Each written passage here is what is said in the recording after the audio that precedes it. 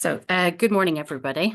Welcome to EURAXESS UK MSc Experiences in the UK webinar. So thank you for joining us today. We're very happy to have you here. My name is Una Collins. I work on EURAXESS UK. I'm the manager for the British Council. And just to briefly introduce our panel. We have Quentin Louisel, and sorry if I'm not saying everybody's name. He is our representative from the UK chapter of the Marie Curie Alumni Association. And we have Usman is a PhD fellow from Glasgow Caledonian University. Maria is the research fellow from Queen's University Belfast.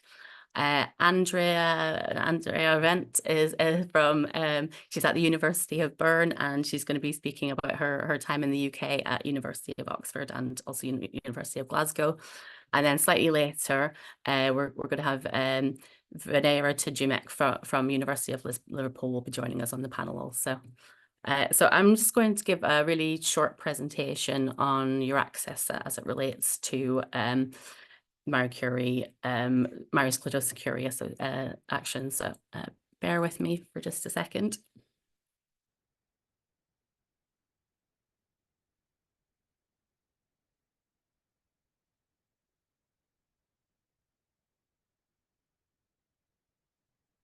Okay, so hopefully you can see the slideshow.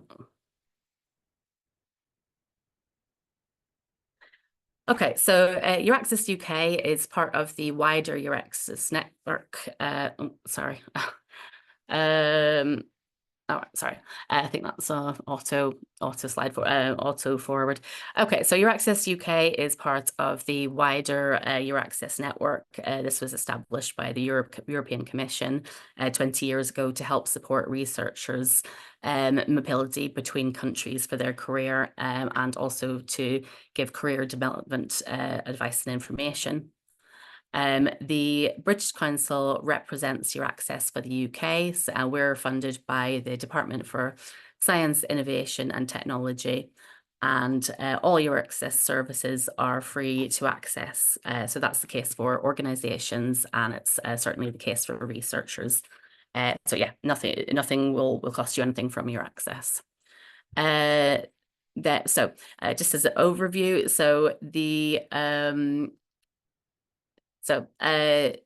EURAXESS it's a network of national organisations. These are often called bridgehead organisations or BHOs. And also service centres, which tend to be universities. So these are to give advice to researchers and research organisations. So there's 43 country hubs. So these are individual country portals, and offering country-specific advice, as well as usually face-to-face information as well. There's also 9 hubs, so you can see from Africa, Asia, and Brazil to North America. So it's very international. Despite the name EURAXESS, it's actually very international. There's also the Pan-European portal with career development information and jobs funding and hosting database. There's over 640 service centres that I mentioned offering tailored advice for researchers. So the reason it was set up was to remove the barriers to researchers' mobility, support career development, create open, transparent recruitment, certainly to promote cooperation between different organisations across Europe and beyond, and to foster attractive careers. So this is just an overview of the country portals. So you can see, obviously, sort of everywhere essentially represented. So the draw for researchers, though, so there's over 100,000 researchers that are using the platform. So the main draw for researchers is looking for jobs, funding, hosting, also the country-specific advice and the career development information. There's over 64,000 jobs offered annually, and there's over 13,000 registered organizations. And for research institutions and businesses, the attraction is the opposite. So they can offer jobs, funding, and offer hosting. And then they can, there's resources for institutions, and they can direct their researchers to research specific resources. And there's also a policy library. So this is just an overview of there's around 9,500 job offers, and there's now over 640 centres. And just gives you an idea of the topics. And this is for the UK. So there's 29 EURAXESS centres in the UK. So this is just a snapshot of the UK EURAXESS centres, and some in the north of Europe as well. So yeah, it's obviously not showing the full map, but yeah, very much covers all over Europe and beyond. So you can search for individual EURAXESS centres. You can search by country. So this is from the EURAXESS UK page. You can see there's essential information on accommodation, healthcare, social welfare, etc. There's also the career development information I mentioned. So careers inside academia, careers outside academia, some advice on creating an academic CV. So this is the job search. So you can see you can search by research program, country, keywords, researcher profile, etc. And searching for hosting similar, obviously that would be very relevant for Marie Curie. And then, yeah, so searching for funding opportunities. So for Marie Curie, so Marie Sklodowska-Curie Actions, so for MSCA and Horizon Europe, they require doctoral network and co-fund projects. Those are two types of MSCA projects. To publish adverts for their positions on the EURAXESS portal. So that would be jobs that are published. So if the projects are audited, it's a requirement that all jobs have been posted on EURAXESS. So for the postdoctoral fellowships, it's a little bit different. Researchers are recommended to look on EURAXESS for hosting offers from organizations. So organizations will give some details on like, you know, who the kind of area they'll be working with, who you'll be working with.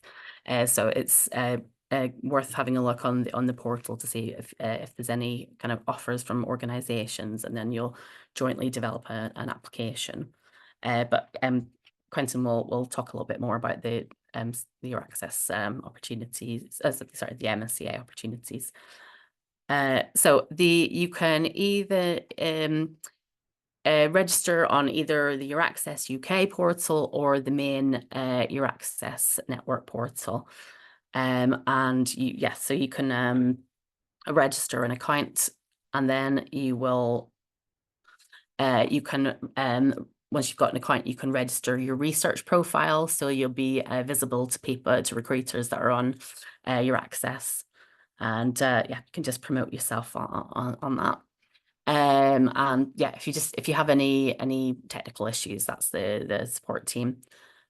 And just wanted to very briefly mention a couple of EURAXESS opportunities. So for there's Rebecca, there's Researchers Beyond Academia mentoring program. So if you're potentially thinking of going outside of academia, that there's mentoring from research managers and businesses, and that runs around every October. There's also Science for Refugees with intern opportunities. That's if it's something you're curious about, you can find more information on the EURAXESS website. And then just wanted to give a quick view of some recent webinars that we've had. So there was one on mental health, research in mental health, women in research, and researchers beyond academia. And so for EURAXESS, there's planning a future webinar with more in-depth information on the UK research landscape, future information on visas, success rates and personal experiences, and on the EURAXESS Smart Talks podcast. We're planning an episode on that also. So yeah, this is the social medias here. So, and if you wanted to contact us by email, it's euraxessuk@britishcouncil.org. Yeah, please do sign up for the social media there to be updated on the activities. Okay. So thank you very much for listening. I hope that all made sense. So Quentin is going to now start explaining a little bit more about the MSCA. That's obviously that just very, very lightly touched on it. So he's going to give you some more information now. Thank you, Quentin. Thank you. And can you see my screen? Nice. Yes, we can. So hello, everyone. Thank you, Huna and EURAXESS UK for having me. As Huna said, I'm going to talk to you about two specific things, make an overview of MSCA, what are the particularity of this funding, and a bit more about also like the MCA, which is an alumni association that you can join for free when basically you are granted from the Marie Curie funding.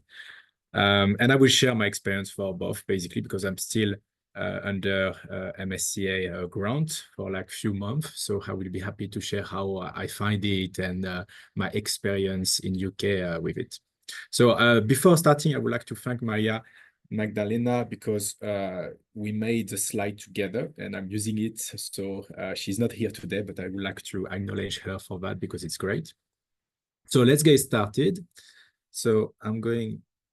Okay, so we'll start with an overview. So we spent with Una a day yesterday at an event to speak about all the detail of MSCA actions and like programs and everything. And in a day, we didn't have time to do everything. So I have the challenge today to do it in a few minutes.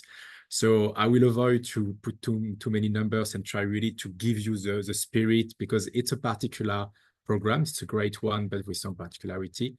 So I will share with you this today, so you know a bit more what is the difference with an MSCA that another funding programs.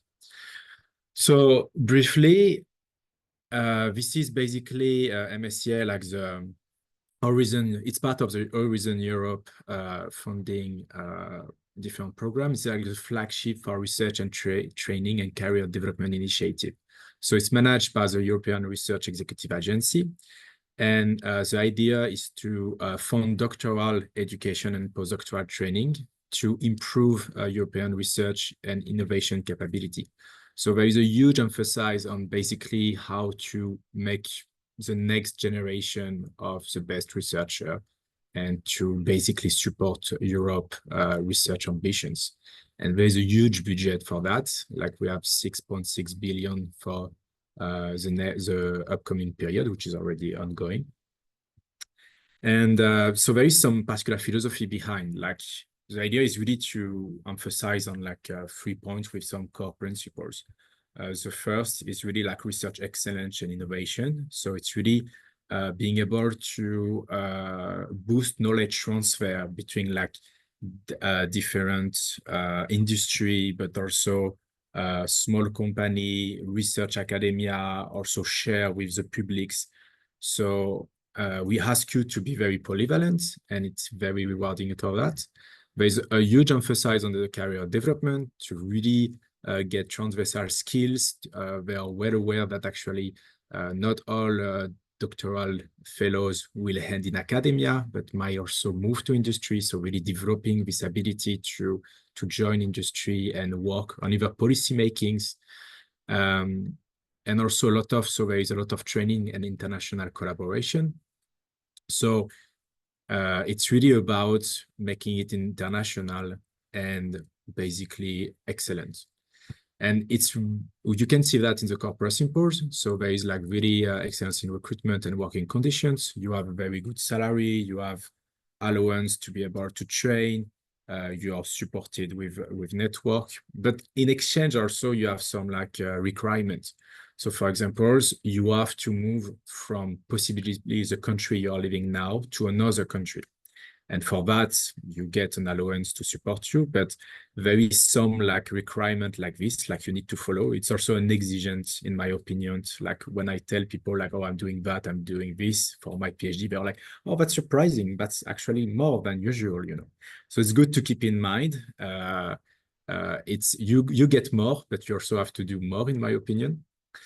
And also the very interesting that is like what we call it's a pillar one funding scheme. So basically you can apply if you submit a proposal from like any ideas, it mostly need to be innovative, practical, ambitious, but even if it's literatures or anything, you're not basically replying to a call where you need to fit a proposal fitting some like scope and conditions. You can come with your own idea. And this is quite innovative because it's quite rare to have this. So we will move to the next. So I'm going to speak a bit more, as Huna, about what are the different programs into MSCA. So what is very interesting is that we have great people today with us who has been also funded maybe in different names, and it recently changed to other one. So basically, for example, me, I've been funded under the Innovative Training Network, the very first one, ITN, which is now called Doctoral Network. So the idea of this one is basically creating a consortium. So again, international, with some industry partnership, and you recruit a cohort of PhD students. We are 15, and we basically train to become researchers. So at the end, we get our PhD, and we accumulate all this experience, transversal skills. We try to potentially develop products. We fulfill report for the European Commissions. So there's all this dimension. The individual fellowship. So Andrea is going to correct me if I say silly things. It's good. But basically, so it's moved now individual fellowship, IF, and now postdoctoral fellowship. And the difference is that you have much more autonomy, basically. You come, you submit your proposal, you have also partnerships, but basically you are expecting almost to become a PI after that. So you have much more responsibility and freedom, and also like carrying your own research. So this is the biggest one, this one. This is the most popular one also. The three next one are a bit less known or a bit more specific. For example, the staff exchange, it's much more like if you have a team, potentially already established consortium, and you would like to move people from different countries in order to exchange knowledge and practices. The co-fund also, it's a bit different. I think it's very interesting because I discovered much more about this yesterday. But the idea is that maybe to top up a funding you already got from maybe your country. So let's say you're funded by an association, by a government, and you would like to extend your project or maybe to a bigger consortium or something, you can apply for it to complete your funding and increase the impact of your project. And the last one is a bit specific. It's happened for like connecting basically science and citizen. And you have an event called the European Research Night, and which happened in September. So most of the case, you might focus for the doctoral network and the postdoctoral fellowship. Some key changes also are that for like the evolutions with the new programs. So recently, except like new names, it's really try to improve, make it more easy to apply to this kind of programs. Let's be honest, it's complex. Even universities sometimes are a bit lost because they, in exchange of good funding and good conditions, you also like complexity of administration. So they try to make it simpler.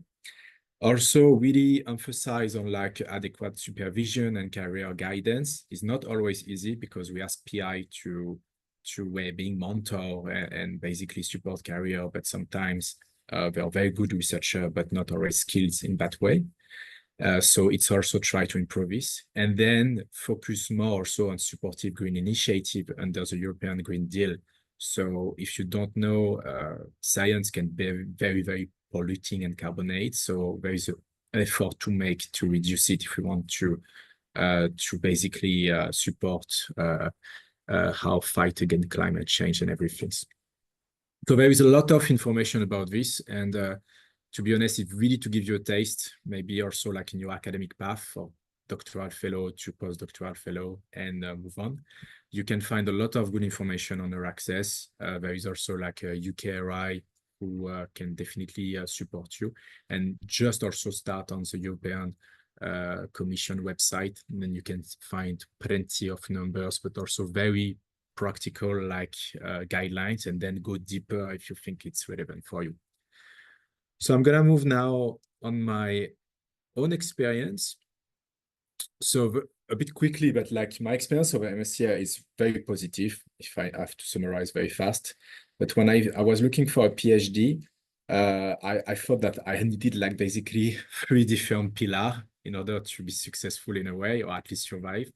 It was having an exciting topic that I can spend hours to think about. Having a professional supervisor. I was not expecting a friend or something, but someone who was going to help me to succeed.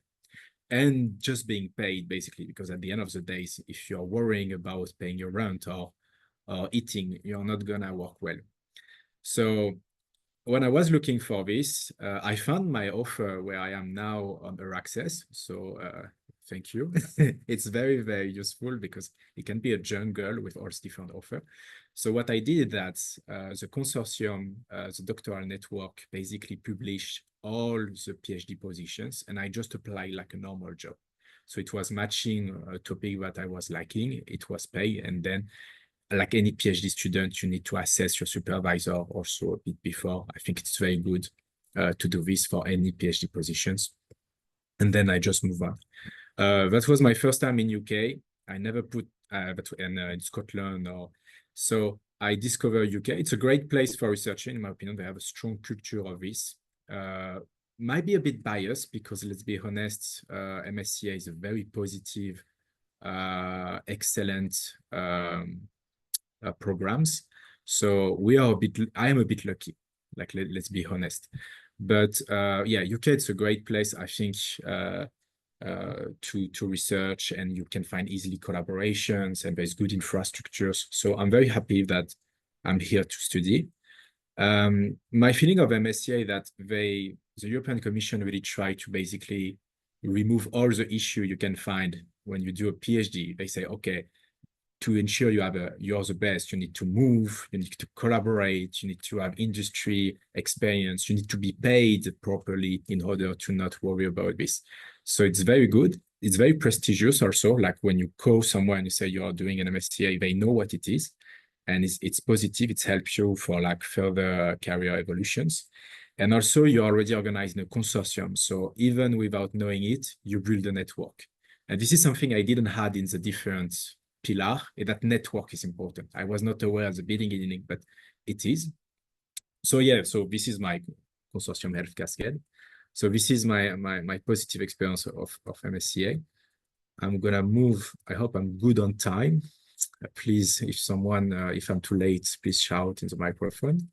But I'm gonna move for the Marie Curie Alumni Association. So basically when you did an MSCA, you can access through the Marie Curie Alumni Association for all your life. And basically this association is gonna support you in different way for your career evolution, which can be in academia, but also outside academia. So basically it has been founded in 2014 officially.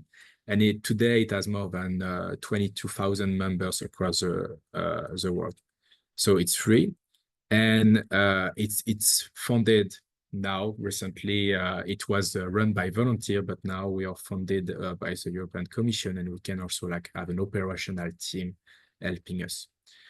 So as I said, it's really to help you to develop your opportunity, and there is different tool for that, what we are gonna see a bit later in our slide. So it's named Marie Curie, which was a very awesome woman. I mean, it's definitely an example to have in life. So the mission is to support careers, the past beneficiary, but also the current one of MSCA. I'm a good example. For example, when at the moment you are granted for the MSCA, you can join the association, And as I said, it can be very good to increase your network. The idea is really to its visions is try to create a better research environment for science. And for that, we use our community to also discuss with the Commission about potential policy and evolution that research in Europe should have. I'm going to move next. So like few examples that we have is like, we have some networking and social. We use survey to assess, for example, experience of researcher in Europe. We have events through chapter and working group that we will see. We have support training, for example, Coursera. You can have access to Coursera. I love these things, so I like to talk about this. I love to complete my my training with some Coursera course, especially for artificial intelligence, which is moving very fast. You can have access to microgrants, so the association can support you to go to some events that can be useful for your career development, and also annual conference we're organizing every year, and there is some awards also to recognize effort and achievements. So our members are very, very spread across country and the world in very different field. So it's very interesting because they are not all researchers now, they move also in different way. So it creates this diversity where some society are very good because they are very specialized in, I don't know, ideology or of psychology, and they are very good for that. And the strength of the MCA is really to be all this wide community that can be representative of the network of researchers in Europe, but also beyond, because we have chapter beyond Europe. So very briefly, the structure that we have like MCA board and what basically takes the decision, they're elected. The MCA chapter, we have 37, which are spread across the globe. And we have working group. So the difference between chapter and working group is that chapter are more like for the community in countries, and working group are more focusing on a topic useful or relevant for the association, and basically work together to produce guidelines, to produce maybe a recommendation or think or even tools. It's more practical. So here are some examples of activity that are made. So there is, for example, newsletter when we invite people to think about our member about a specific topic. We have, for example, some event that we join. There is some chapter event that we can talk a bit about. Also, we are publishing also some like books. We are also, as EURAXESS, for example, approaching the question of mental health, but also how to improve visibility in your CV when you're trying to apply to industry. So it's very wide, and it's basically depend of how members and also like the board want to progress. And we are working closely with the commission also. So a few pictures, very fast on the left, you can see the annual conferences, which was bringing more than, I think, 250 people on site and maybe 140 online, something like this, from across the globe. We take part also of the MSCA satellite events. So there is this close relationship with the MSCA unit for the European Commissions, where we try to work together basically to improve the programs and research in Europe in general. So we meet in person, which is nice. I like it. And some example of working groups. So for example,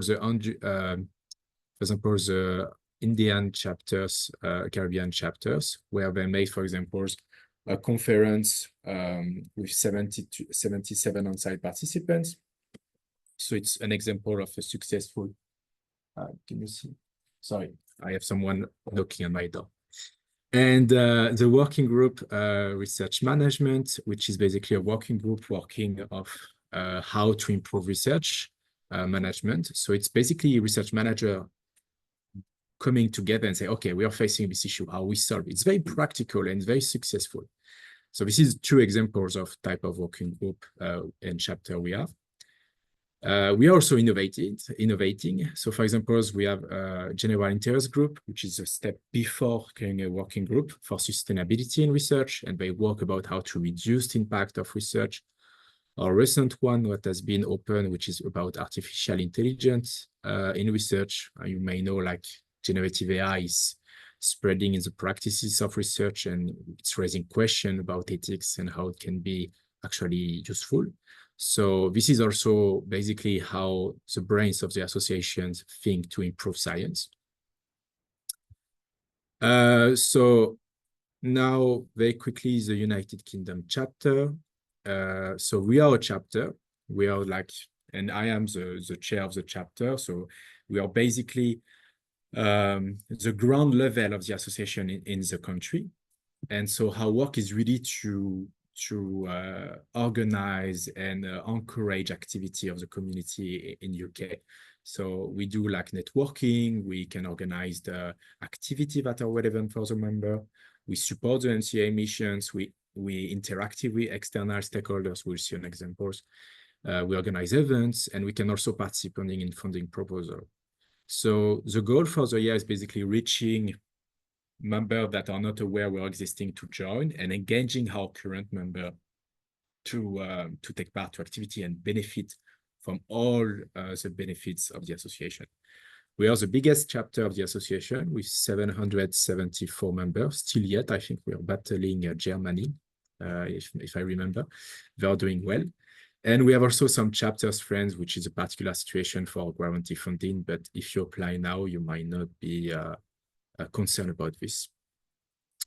So quickly, we are collaborating with UKRO, which is basically the research in Europe. So how can I say that? UKRI is a United Kingdom Research and Innovation department, and basically UKRO is the one which is leaking Brussels, which is resulting from the Brexit. And we are basically collaborating with these two governmental bodies to improve welcoming MSCA people in UK. We are working also with EURAXESS UK for this event, for example. So we created this year's very unique activity of this year's alone, but we create a newsletter to try to inform better our members about what is going on and how they take part to activity. We have a city ambassador program, which is basically ambassador and city who are welcome to basically be contacted by members when they arrive in the new city. So you might be lost and feeling lonely when, I don't know, you're just arriving in Glasgow, for example, like me, and you know nothing, and you're happy to speak with someone who is like, okay, take this card, take this big umbrella, you will need it, and your life is just better, faster. So for example, we're organizing also like regular meeting in Glasgow. So if you come in Glasgow, please tell me. And we're organizing like ESR, so Young Researcher Summer Day, where we do a training basically that will happen in Brunel University in August. So this is activity very in practice that we try to support our community for. And you can access mostly thanks to the MSCA and take part to the MCA. So my experience for I say that all the time, but very shortly, about the MCA is that you have access to social people, like you have a group of people you can already talk with. Science can be a very lonely activity. Let's be honest, you can spend weeks in your laboratory without speaking to anyone except maybe some animals if you're a biologist. But it's very, we try to bring back some humans aspect that we can share basically our life and just love. The association also bring you freedom. You can definitely organize activity if it's aligned with the association mission. So it's very nice. It's very good for your career development. For myself, for example, I definitely expand my network. I understand way better the diversity of the research ecosystem also. For a PhD student, it's very valuable because we are not aware of this, and it really helps to position yourself in order to achieve what you want. You can learn a lot, and especially also very practical skill from Coursera or mentorship. And you can also push innovation, like the artificial intelligence, research groups, basically, working groups, which is creating, is resulting from a proposal I made. So you can also propose new idea, and it can move on. So my advice is that if you apply to MSCA, please join the MCA directly. It's very easy, go on the website. So I think it's all for me. Here's some link if you want to take some. Basically, if you're interested by the chapter or anything, you can see the very last link from the page with the link tree. And if you have any question, please just drop a mail to United Kingdom, that chapter, and I will be happy to help. So I think it's good. I hope it was clear, and I'm happy to talk after the presentation of my great fellows. So thank you very much.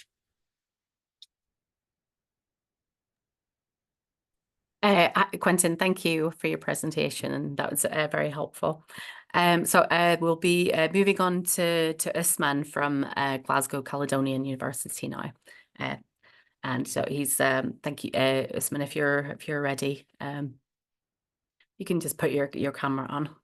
I noticed that there is one hand raised. We'll do questions at the end. Is that right? Do you know?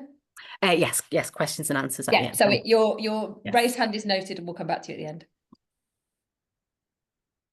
Okay, that's great. Can you hear me? And is my screen on? Just to confirm. Yes, thanks. All right, thank you. So great. Thank you for having me all. My name is Usman, as been said, and I'm a Marie Curie Doctoral Fellow at Glasgow Caledonian University.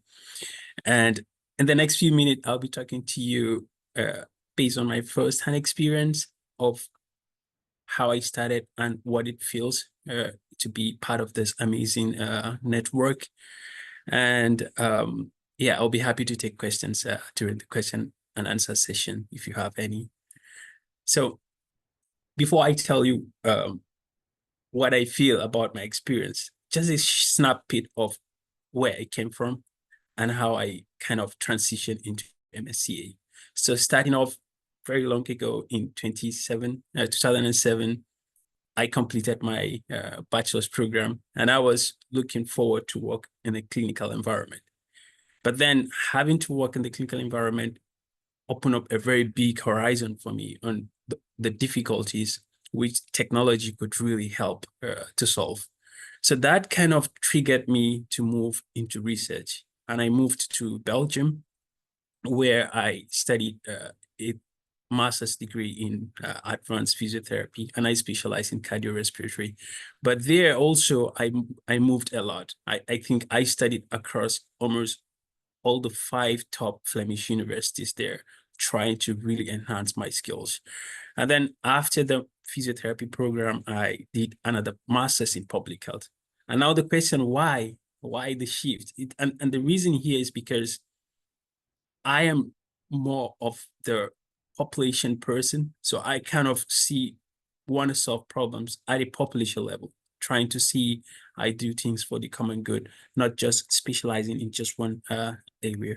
And then after that, I moved on to specializing another degree in artificial intelligence in Brussels. So with that all, I felt that I have all the tools I need to move on and start developing solutions. And that's how I got to know about the Marie Curie Fellowship. And a lot has been said by Quentin and Onek about it. I don't have to reiterate that, but it provides me with all the things I needed to start up the PhD journey. So that is what led me to move to UK from Europe. I mean, from my postgraduate studies. And more specifically, I'm working now on enhancing wearable devices, basically devices that monitor physical activity and digital health, making them more personalized. So in a nutshell, it can tell you how many steps you take or for how long have you been sitting. So now we are trying to add more contextual information, like what were you doing while sitting? And that is what really makes us human, right? So that's what I'm doing right now in my PhD. I'm not alone in this journey. I would show you some picture of some of the amazing people I'm working with. So then I looked up on the EURAXESS portal, and that's how I found one of the doctoral fellowship, which was actually working on what I wanted to do. And it's called the Learning Network for Advanced Behavioral Data Analysis. And this is a Marie Curie doctoral network that is basically focused on advancing these wearables that I talked about with more advanced data analysis techniques. And we are about 11 fellows right now working on the project, each working on different part of it to make it to life. So it's a huge network with top leading researchers in the field whom we're working together. So why do I choose UK? I think Quentin has laid a lot of the foundation, and he said exactly what I was also looking for. I was looking for the environment. I was looking for the right person, people that could support me to grow in the field. And then I was also looking for cutting edge research facility that could really nurture me and allow me to do the science I want to do. So and I found Professor Sebastian Chastain and Dr. Philippe Adal, who really leading expert in the field in the world on physical activity, and also not just that, developing methods that advance the physical activity research. And then, of course, on top of that, the amazing group in the data science for common good, and also the university in general that provide that environment for us to do the research. So that's the reason why I choose that, and it fit exactly to what I was looking for. So fast forward, here I am in UK, and I have already mentioned some of the personal experiences, but it has been really, really great. So you don't just feel alone when you do the MSCA fellowship. You are in a big team. That's the culture, and you work in a team of amazing people, and that's what I feel and I find myself in. So, of course, moving to a new country comes with some preparation, and that includes visa things, right? So you need to make sure you prepare that upfront, all the required document. After you secure your position, try to prepare for the visa, look for the visa type that fits you, and go for it. And of course, with every move crossing the borders, you tend to see different things, right? And one of the things is the cultural difference. So yeah, the culture, for example, in Belgium is absolutely different from the culture in Scotland. So that's what I want to say here. So there are differences, but all for good. And then what I would emphasize here, try to adapt, because that's the way you kind of grow and learn from the environment where you find yourself. And UK is one of the places that attract diverse experts from different parts of the world. So when you're in UK, you tend to meet different experts from different parts of the world with different cultures. So that's a very good platform to enhance your cultural skills and adaptation.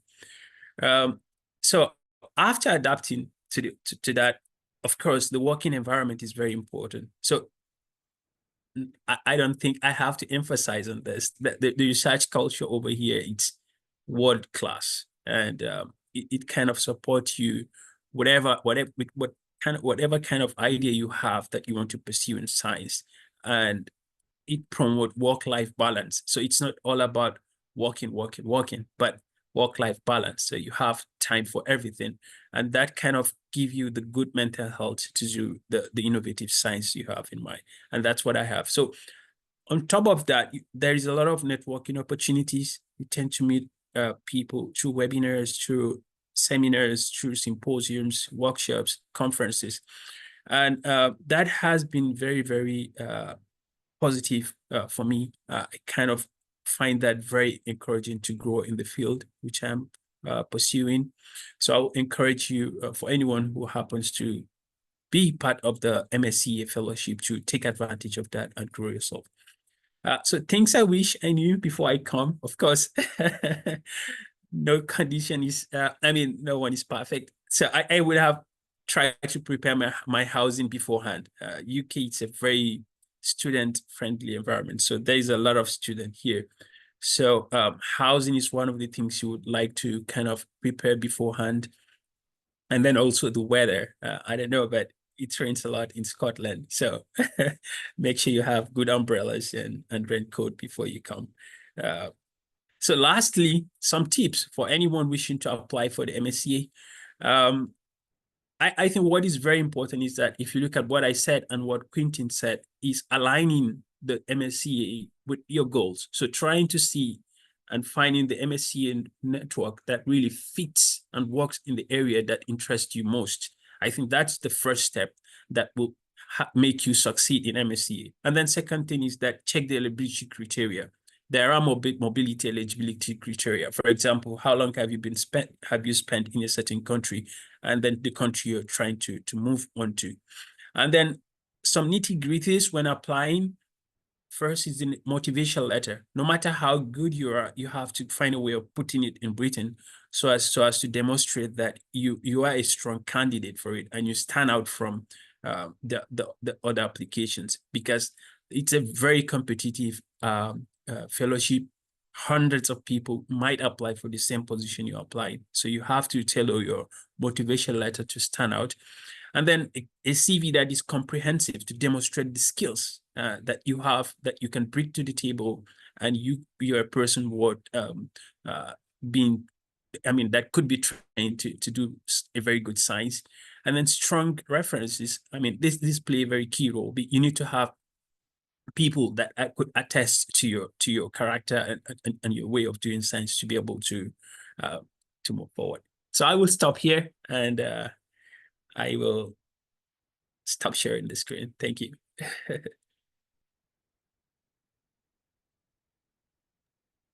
Hi, Osman. Thank you. That's really interesting to hear your experiences and your thoughts on everything. So we're moving on now to Maria and at Queen's University Belfast. Thanks, Maria.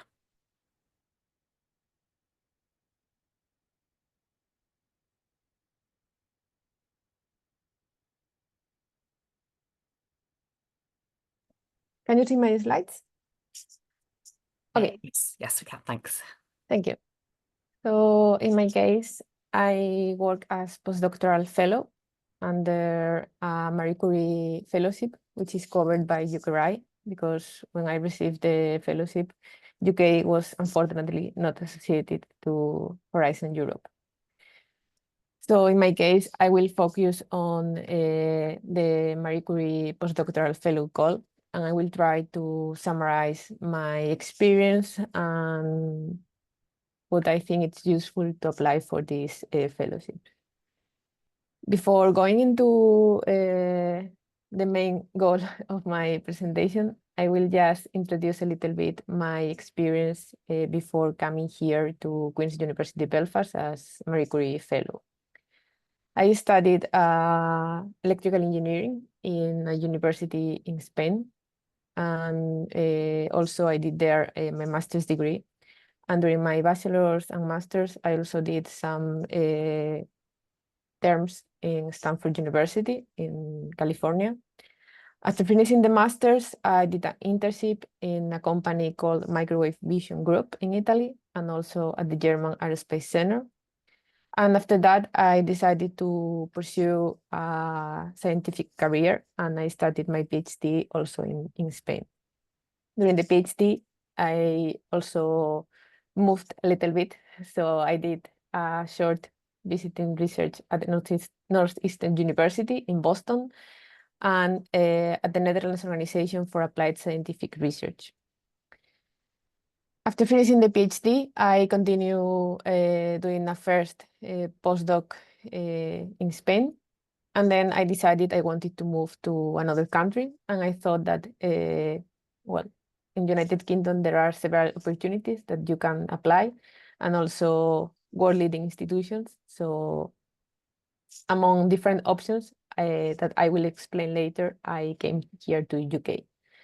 First, I got research grant from the European Union under the Next Generation EU Fund. But then I was awarded the Marie Curie Fellowship, and I switched to it at the beginning of 2023. My project is about radar imaging. So in particular, my experience is in the engineering field, although in the case of the Marie Curie Fellowships, more or less everything can apply to all fields. And as I mentioned before, unfortunately, it was covered by UKRI, as UK was not associated to Horizon Europe at that point. So moving to the main part of the presentation. I think that the initial point is to find a suitable supervisor, because although the postdoctoral fellowships are meant to start your own research career and develop your own research lines, you need to have a supervisor. And I think it's really important to find someone that complements your career and that really helps you to find a position as a PI in the future. In my opinion, it is ideal if you have met the supervisor before. So for instance, in my case, I met him at conferences many years ago. I mean, it's not necessary, but I think it's a good starting point.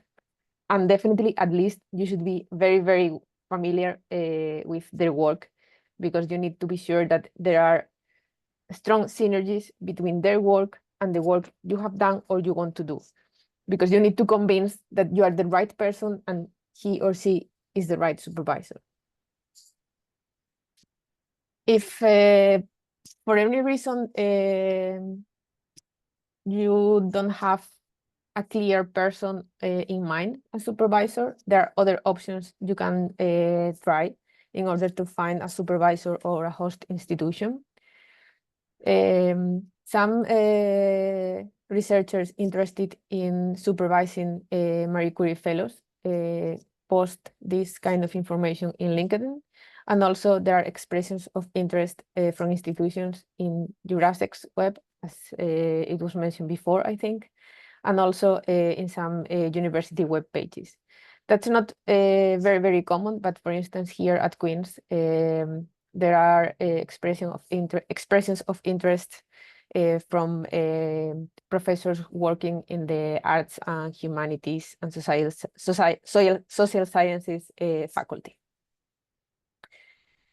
And the key point is that you need to plan in advance and contact the supervisors as soon as possible, just to know if they agree to support your application, and also because some universities have internal deadlines. So even though the call usually closes around September or October, some universities have internal deadlines even before the summer, because they want to obviously review the applications and check that everything is in line with the university expectations.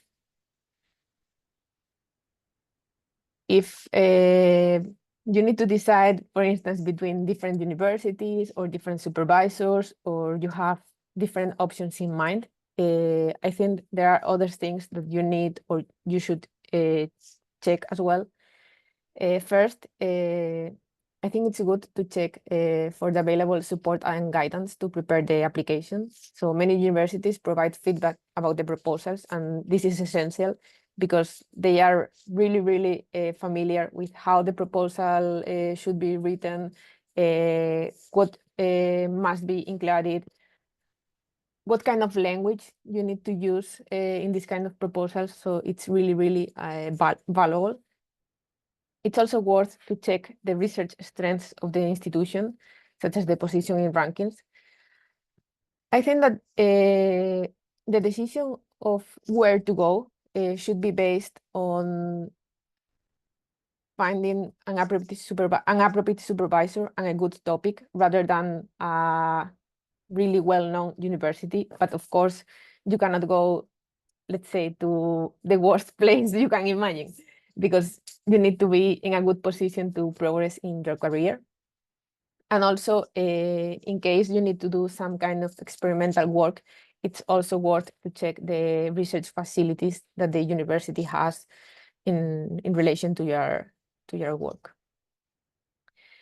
And in general, for early career researchers, and especially within the Marie Curie program, I think it's important to identify the initiatives that the university you want to go has in terms of career development. I will explain this now, as now I will try to show, for instance, what's the position of Queen's University in relation to these aspects, as an example of things you can check when looking for a host institution.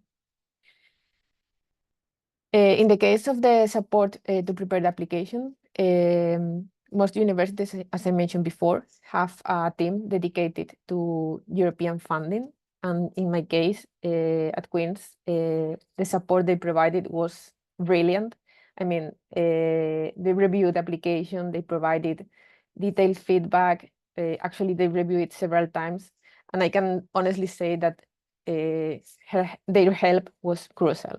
So I think that's something that it's really important, and you should check that the university will support you.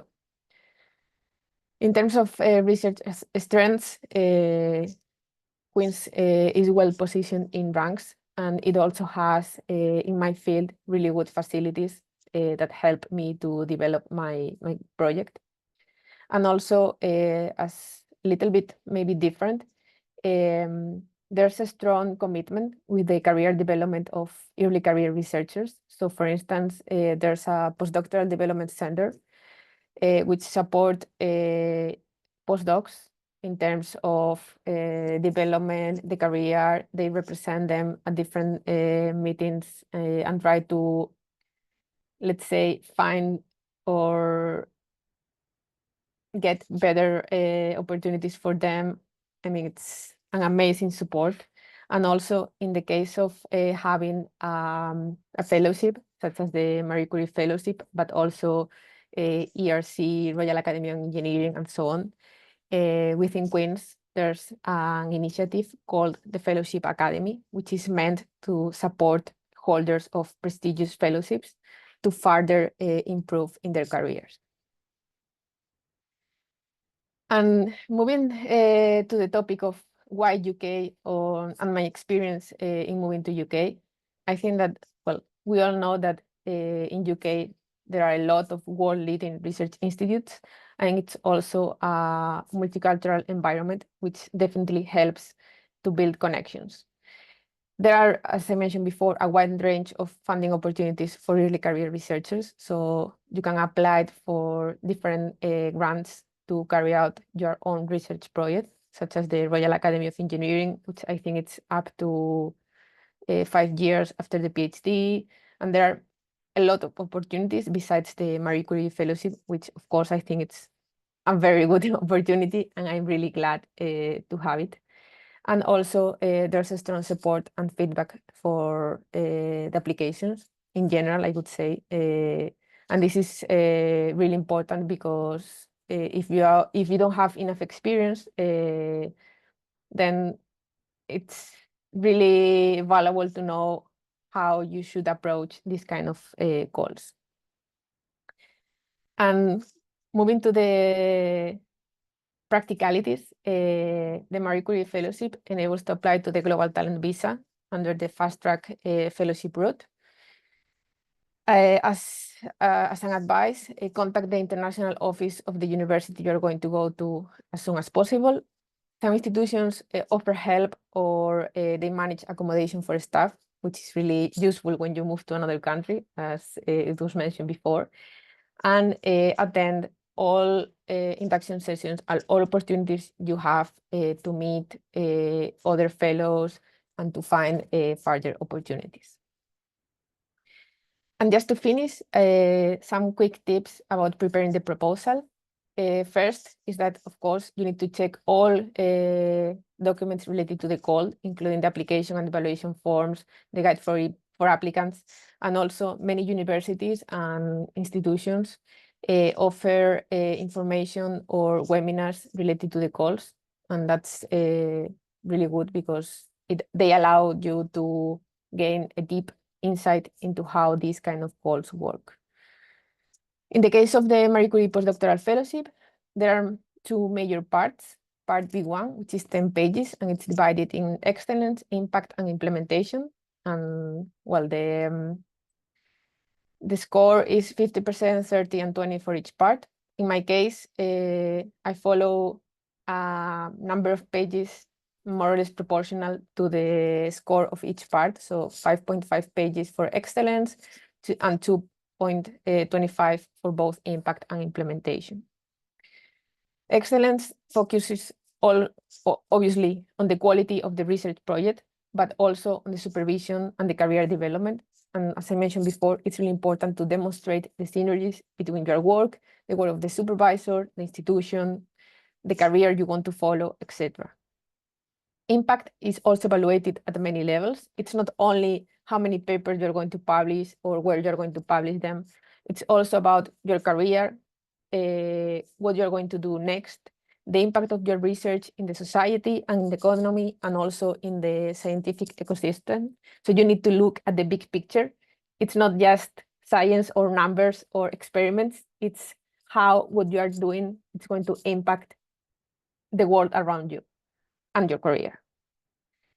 And implementation comprises the work plan, risk assessment, and quality and capacity of the host institution. This is quite typical in many calls. Further tips is make it visually appealing, so add figures to your proposal to show what you want to do and how you want to do it. Justify all claims, so don't just say my research proposal goes beyond the state of the art. No, explain why. Demonstrate that your proposal is excellent and why it is excellent. So, well, as an example, in the evaluation form, there are some bullet points regarding the criteria of the evaluation.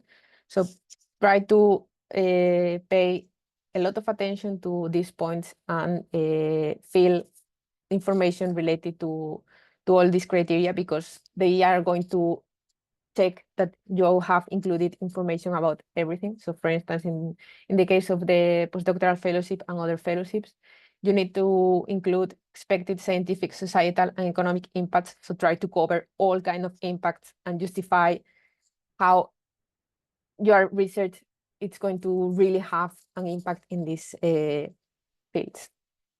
And finally, the second major part, which is B2, is mainly the CV.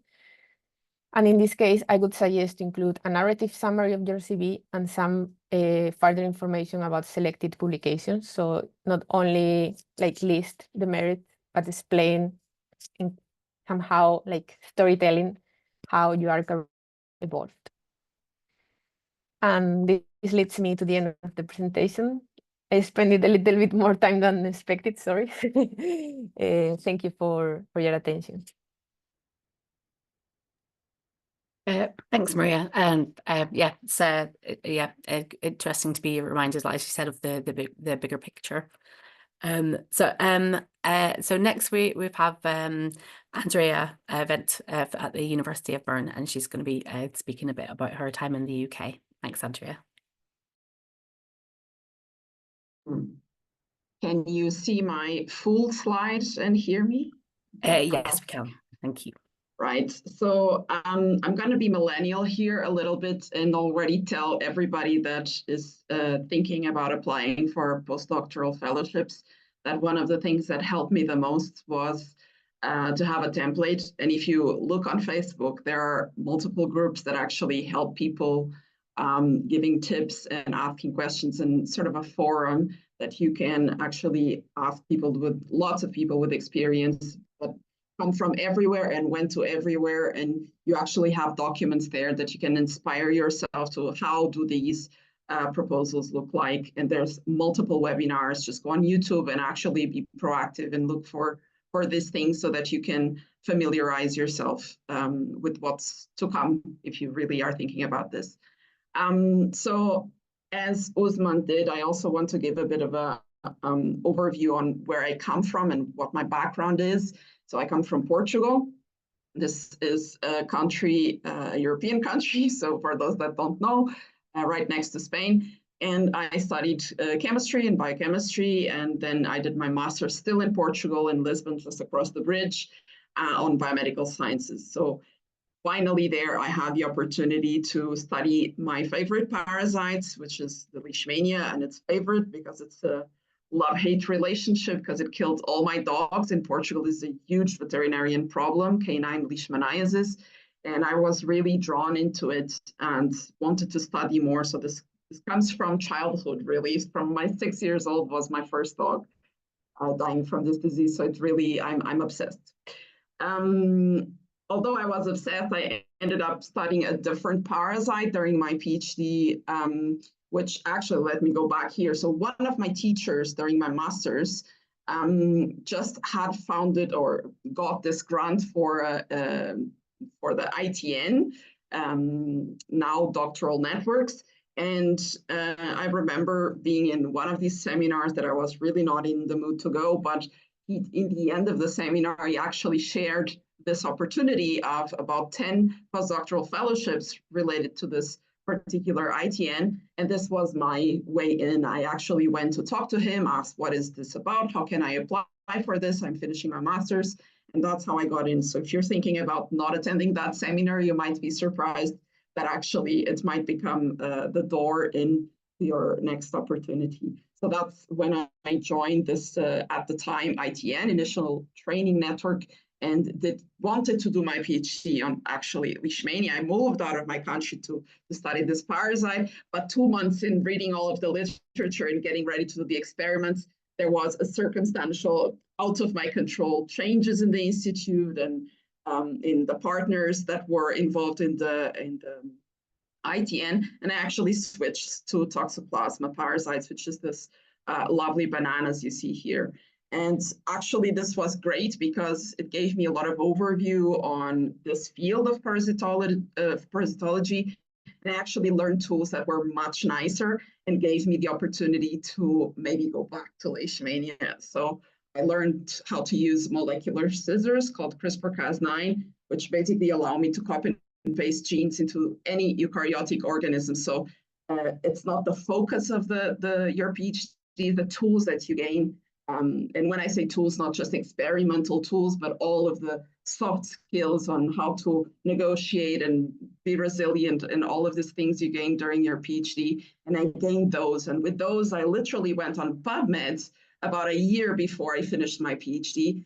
And I Googled, well, PubMed, it's CRISPR-Cas9 and Leishmania. Who is working on this in the whole world? Because I really like these parasites and I really want to go back to this and use the tools that I learned during my PhD to answer full questions. And so there were 3 major groups that had published at the time, and this was in France, in Canada, and in the UK. And so in the early 2017, I had to kind of reflect what is important for me at this moment and in the future. And language for me was quite important. So having done my PhD in Germany, this was a huge cultural and language shock for me.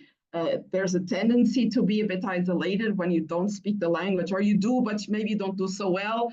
And it was important for me to speak a language that I understand and that I go on a bus and I understand what people are saying, if they're talking to me or not. These were things that weighed a lot in my decision.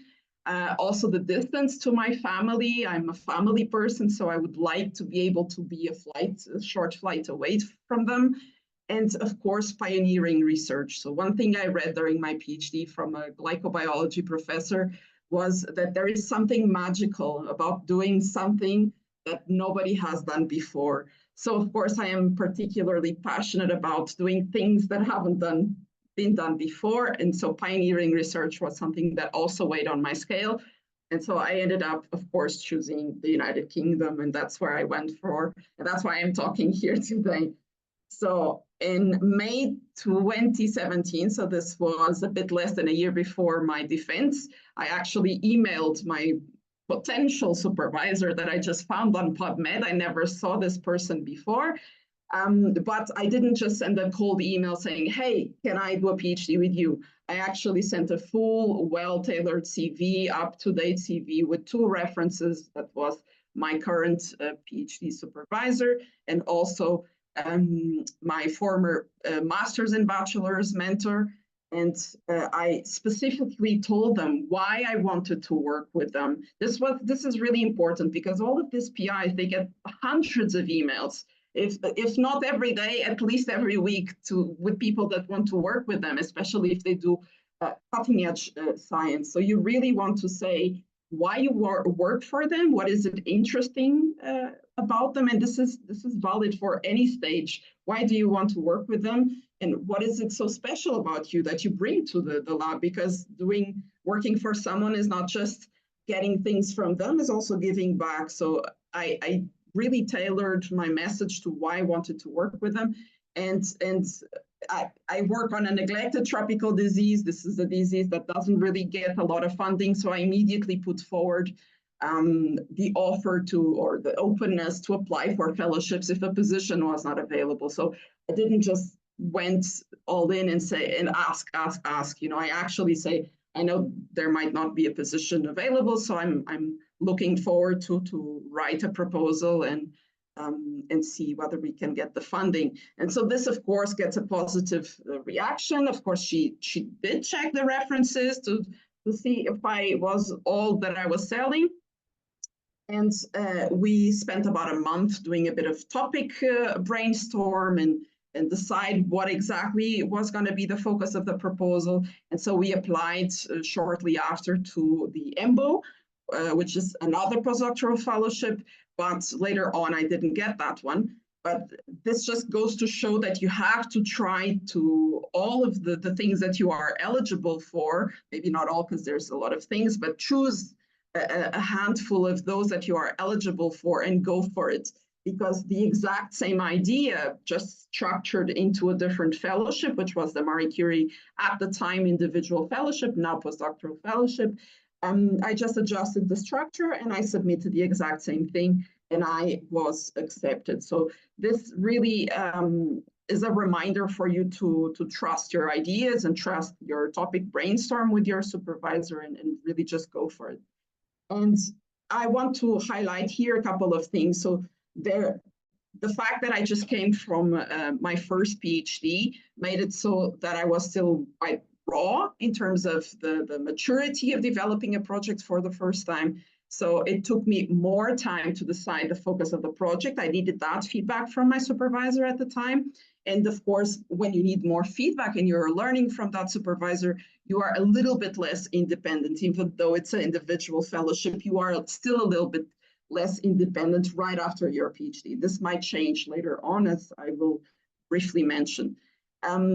You, of course, need more feedback on proposal writing, and that is positive because it's still a learning phase that you are having. The fact that you finish your PhD doesn't mean you stop learning. You're learning every day. Likely even principal investigators keep learning every day about things.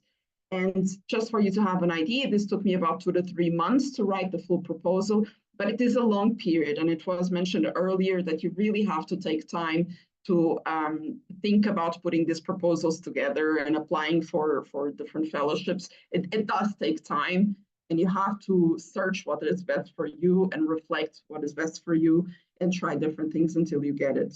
So I got it, and that's when I moved to Oxford and did my 2-year fellowship. I got like the sort of the last bit of the fellowship. I was in midst of a pandemic, so that was tough as it was, I'm sure, for all of us. And I had to quickly find a solution to what was going to happen in my life. Was I going to continue in the UK? Was I going to go back to Germany? Because meanwhile, I got married to a German. So what was I going to do? And my boss actually ended up making, in a way, that decision for me because she got a fixed position. She was a junior PI, and so she got a fixed position as a more senior position called a lectureship in the UK. Also, this professional positions differ a bit from country to country. You may want to Google that to understand how things work there.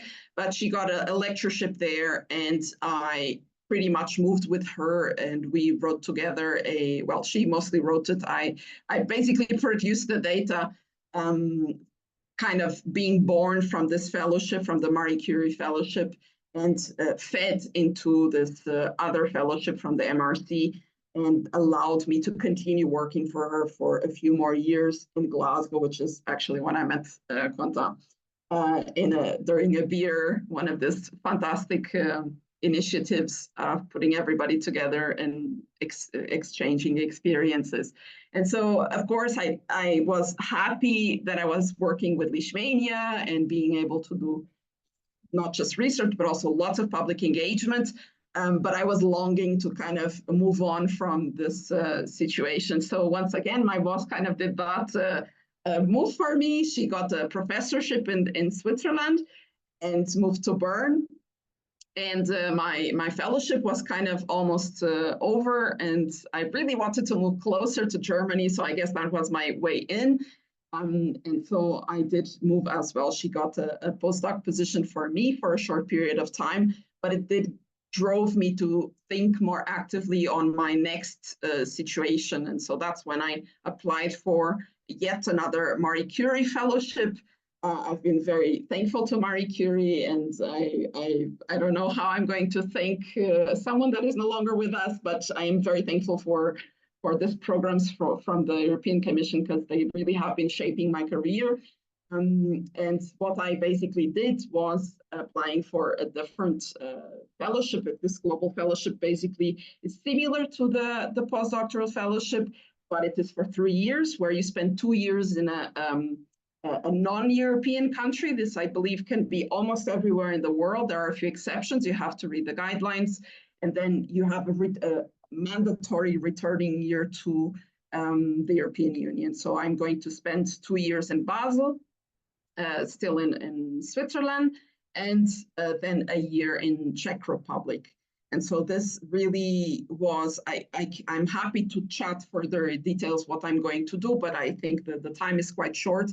I just want to highlight that it was, I don't think I prepared that slide here, but it was the part of preparing the proposal was much more independent. So I've been 6 years a postdoc by now. So at this point, it was a much more fluent, sort of relaxed way of writing and of preparing the entire proposal. But still, it took me about 2 to 3 months to put it together. No matter what, you still have to put a lot of time into it and contact people well ahead of time, especially when it involves more than one university, because you want to make sure that everybody is on the same page, that you are not stepping on anyone's shoes, that everybody's there to cooperate and they like your idea and they have the opportunity to give you feedback.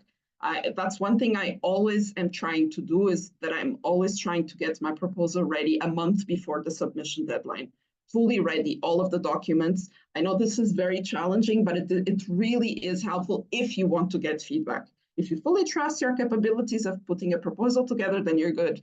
But if you want to make sure that you have as much feedback on that proposal as possible, be sure to have it done early enough and even submit it early enough, because in the case of postdoctoral fellowships, you kind of submit it several times until the deadline, and only the last version is actually the one that matters. So this is my last slide, which is a lot of text. I just wanted to, I agree with everything my colleagues have said before in terms of how to prepare the proposal, but things that help me to integrate better in a new country, especially in the UK, was connecting with my postdoctoral community, because I went as a postdoc, of course. And so I immediately went on a bit stalker vibes and just Googled what's happening, because the University of Oxford particularly is huge. It's basically the whole Oxford is the university kind of scattered. And so you want to make sure that you choose the things that are most relevant to you. Sometimes there's just too much, and you just have to choose what is really going to help you and not just deviate you too much from your focus, which is to do your project and to publish and to be successful enough to go into your next steps. And so I looked for Hi, Andrea. Sorry to cross you there. Just we need to just for the sake of time, we need to move on to Venera now. Right. So thank you very much. Yeah, just do a print screen, and if you have questions, sure. All right, thank you. Thanks. So yeah, next we have Venera Chukmeva from the University of Liverpool. Thank you, Venera. Just a second, let me share my slides, my screen first.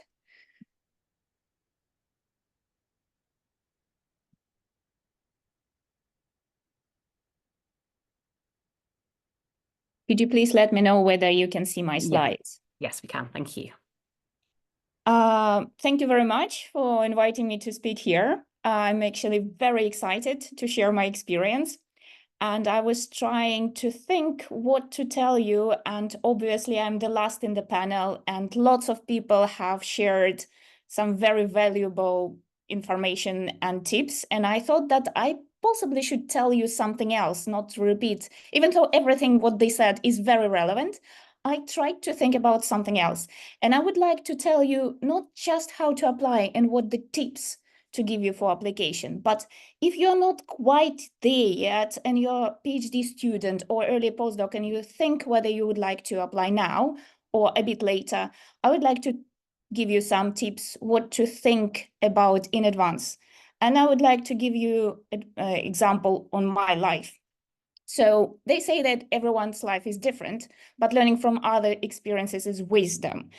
And learning from positive experience is easy, but you never see people who make mistakes. And I would like here in this presentation to maybe emphasize some mistakes which I made, and I would like to warn you from them. I don't know whether it's wisdom, but believe me, it will be at least cheaper. Cheaper in money, and definitely will be cheaper in your time. So, what my research journey? My nationality is Russian. I still have my Russian nationality, and I started my PhD in Finland in 2008. So as a researcher, it's quite hard when you need 16 years to apply for different visas. I'm still doing it, and I will return to this question later on when we come to the UK slide. And I did my first postdoc in the UK, in Scotland, and second postdoc I did in Finland again.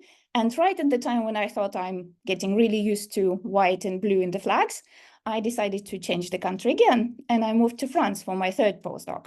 After that, I was very happy to get fellowship, Marie Curie Fellowship in Liverpool, and I moved after that to lectureship position.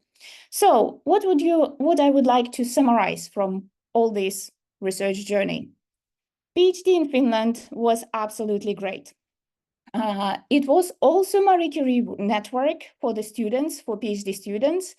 And I think that's how ideally PhD students should have it, because network gives you a lot of collaboration opportunities, and you will meet lots of scientists and you will visit different places.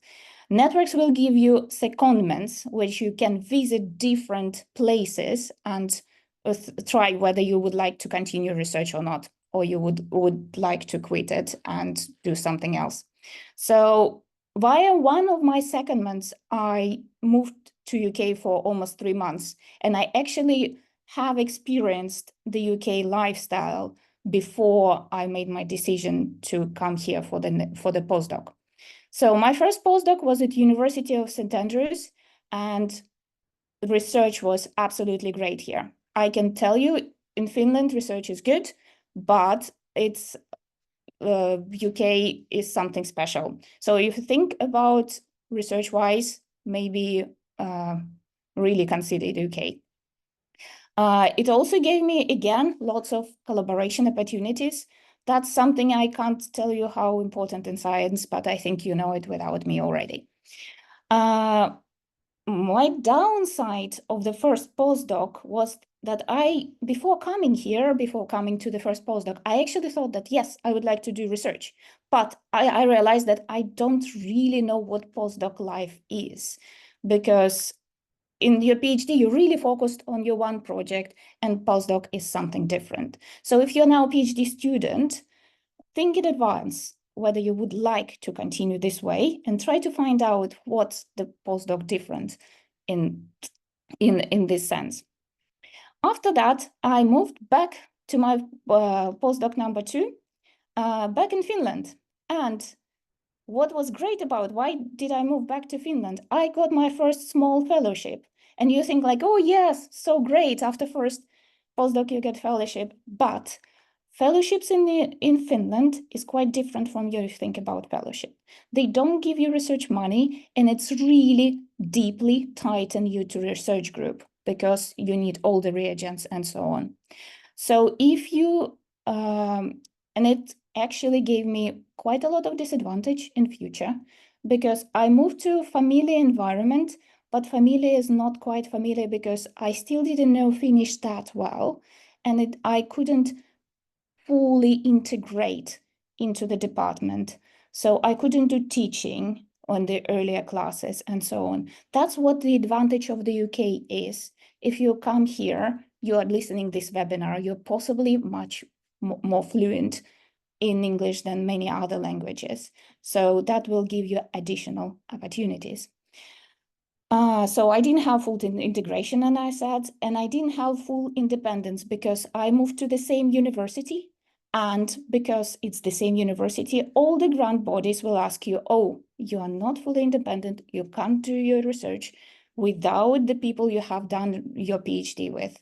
So if you are thinking now at this stage whether you would like to move somewhere else or stay in your lab where you have been for a while, maybe you should move on. I understand that different life situation might be different and family and everything, but if you have a chance, maybe think about moving on. So that all brought me to 1.5 years of unemployment. So because I couldn't get any grants at that time, and actually I thought that's the end of my research career.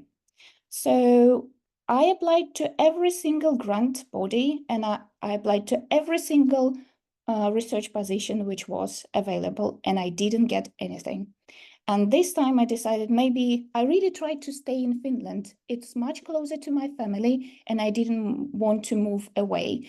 And it's really nice life environment, work-life balance.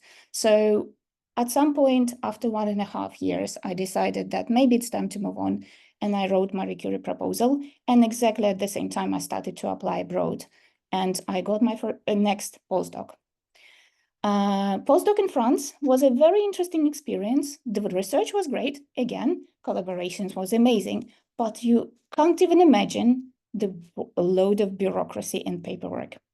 That's something is great about UK, because here there are lots of helping services and support at universities who will deal for you with the financial stuff when you have your own project. They will deal with paperwork. They will really help you. So you don't need to basically spend half or more of your research time dealing with the papers.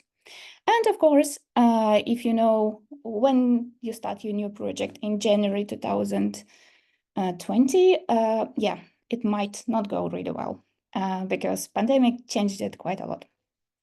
So you would think from all of this, roughly at the same time, I also got the news that I got Marie Curie fellowship. So I was absolutely happy because out of 3 postdocs, I had the first one successful and 2 others, which you would think that's a end of research career, but actually it wasn't. So if you think that your path to research to Marie Curie fellowship application should be absolutely excellent and without any downs, no, it can be, and you still can get it.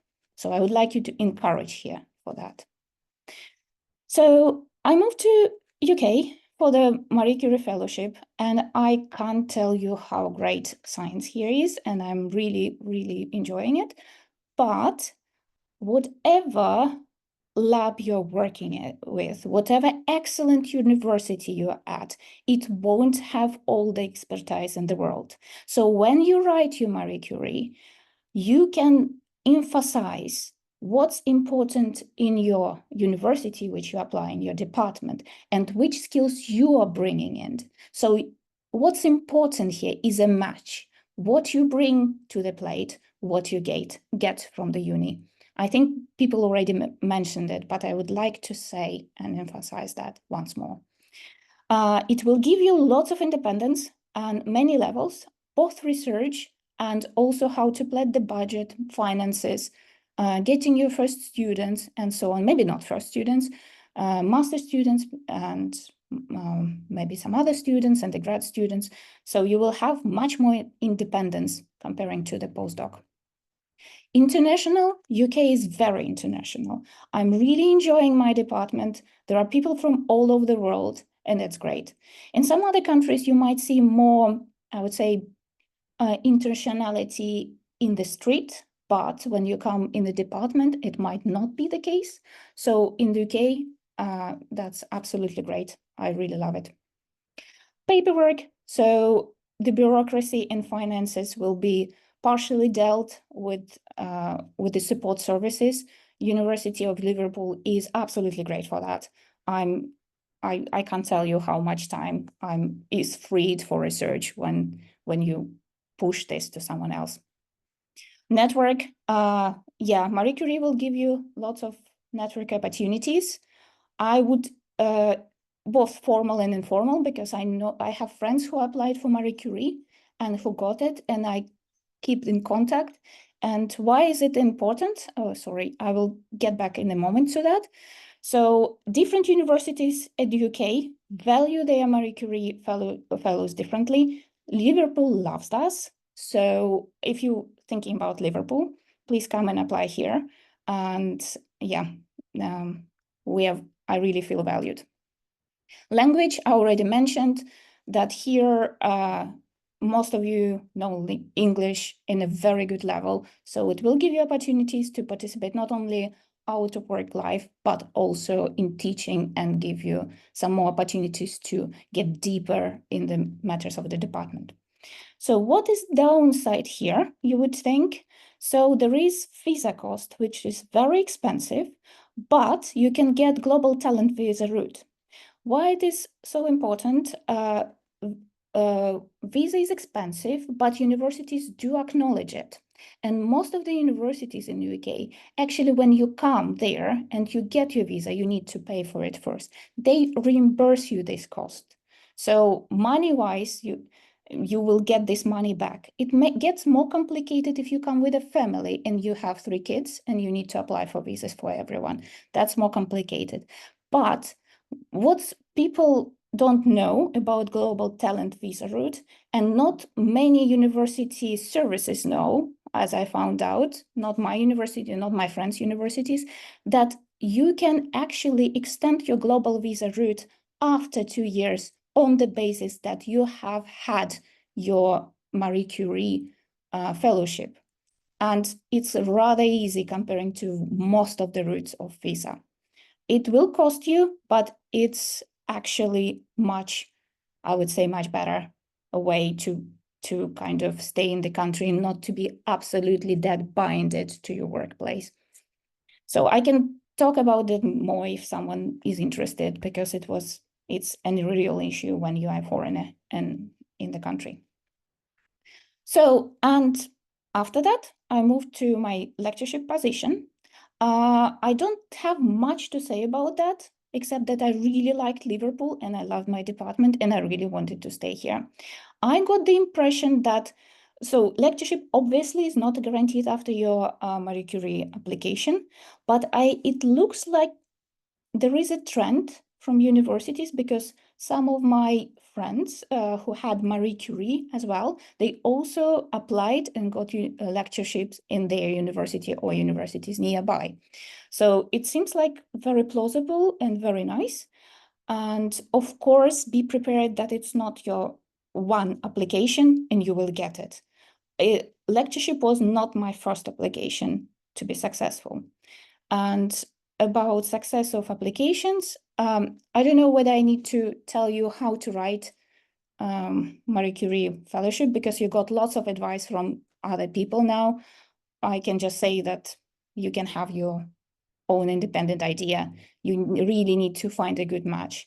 You really need to be concise in your writing. Don't spread over, have one idea and bash it. And yes, bonus, please read instructions. It sounds very lame, but yes, you should read instructions for that. One advice might be controversial. Submit, revise, and resubmit. If your first application is get funded, that's absolutely great. But I once sat down and I calculated my success. So I applied for many positions, and that's only grant bodies I applied. And that was within roughly 2 years. Many of them I reapplied many times, and my success rate is 12%. So yes, it's great when you focus really on one application and you push all of yourself into that and you hope it to be successful. Great if it's so, but life-wise maybe not. So it will be hard if it's rejected, but don't lose hope in yourself, because that's not how science works. As far as I know, lots of applications, not Marie Curie, but generally are rejected always 60% on the first go, doesn't go to the second round. So yeah, that's stats for you. So don't lose hope if it's rejected. Just keep on doing it. You will get there. And if you have questions to me, I tried to make this presentation slightly different from the others. Don't know whether I really succeeded, but if you have any questions which you would like to ask now or later on, just drop them in an email and I will try to be helpful. So thank you, everyone.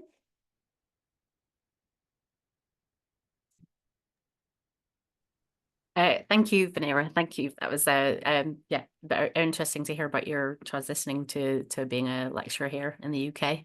And yeah, thank you.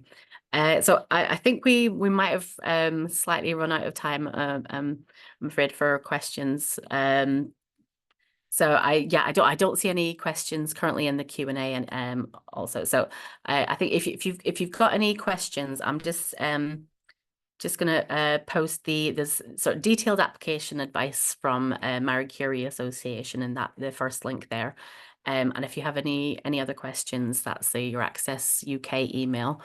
And yeah, thank you also to everybody to all of our panel, and thank you for helping answer the questions in the chat, and for sharing your details and offering to be in contact with people. So yeah, thank you everybody for your time. I hope you have found it helpful, and yeah, good luck with any Marie Curie applications that you do put in, and yeah, so thank you, and yeah, so just generally hope you enjoyed the session, and thank you very much for everybody on the panel. Thank you all. Thank you. Bye-bye. Bye.